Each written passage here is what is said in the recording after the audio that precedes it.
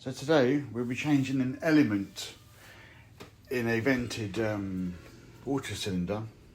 So there's a slight leak at the bottom, which isn't good. So I've taken off the front part and isolated the switches and then the fuse board so there's no power going to the unit. And I've also isolated the stopcock so there's no water feeding it. I've put a hose pipe attached to the bottom to drain the whole cylinder, and then once that's drained we can start our work. So here's the fun bit. Come out there to drain, making be sure it's all tucked away nice and safely. But this can take anything from half an hour to 2 hours, all depends on the size of the system really. So now all the water's drained out, I've taken this off and I'll unscrew rod by this, put it out of the way. Then you get your handy tool, stick it on the side, and it will be incredibly hard, right? So either way, to get a hammer, slightly tap, and it slowly goes down. Once you release the first bit, you can then slowly turn it all the way around. Just keep going and going and going. Oh. So I've managed to get it out and it's not that dirty, which is good. And I always look inside. To be honest with you, there's not that much limescale in there, which is good.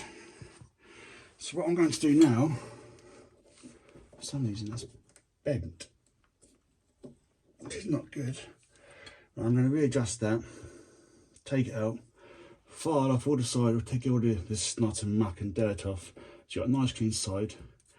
And then we'll make sure the washer's on here.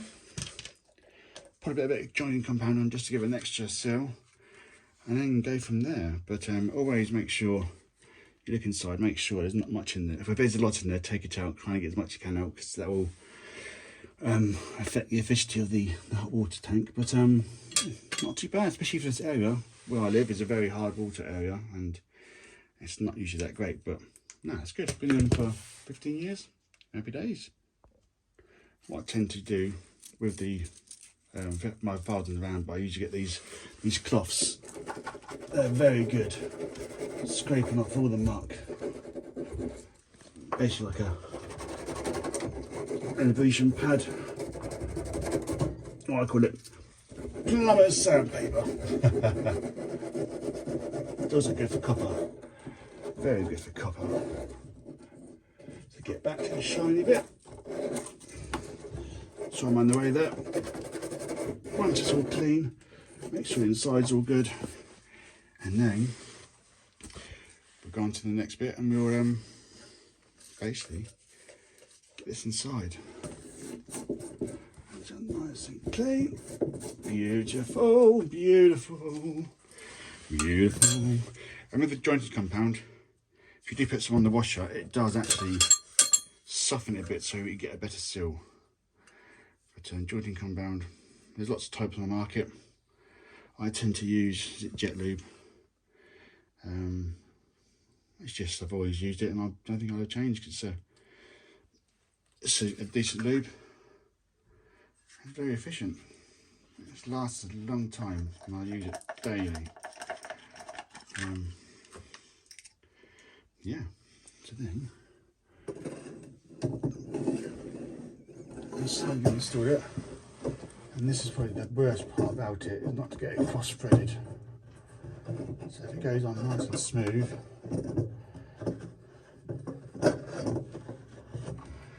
that's the main bit. It's going on nice and smooth like this. You've done a good job. And now, in reverse, we use this to go round and go round and go round, and then at the end just a little tap with a hammer, and I'll make sure it's on. So I've tightened it up, a few taps with a hammer into this, going clockwise. It's got a good seal, so I have to fill it up in the tank. What I tend to do now, which you should always do, is check the seal, because there's dripping and leaks, and the water's been running for about 5 minutes now, so I'm guessing that the water will be roughly around here. It's still taking tin. Always check manual flow tank, so it's on here, so I'm going to slow it down a bit. I'm going to let it drop a bit more and I'll put more in and keep it up to there. And then obviously once it's stopped filling, it will stop. And then once it's filled, I'm going to do a water check, make it soundness and test for any leaks or anything. I would we'll wire up the live, the neutral and earth, and turn the power back on. So yeah, we're nearly there. Longest parts of these installs is the draining part. So it took just over an hour and a half, hour 45 minutes to drain a 165 litre. But yeah, we're here now anyway. I'll speak to you in the next clip. Right, now I've wired the 3 pins in.